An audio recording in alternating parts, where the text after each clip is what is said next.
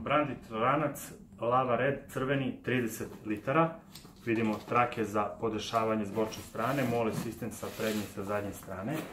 Otvaramo prednji manji džep, balaklava, prednji veći džep, dodatna oprema, kažemo garderoba, džemper.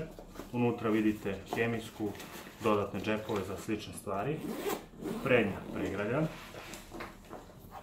balaklava, taktička oprema, kolt, džep, mrežica. Ulazimo u najveću komoru ranca, otkopčavamo trake, najveća komora ranca, vadimo pantalone, taktičku opremu,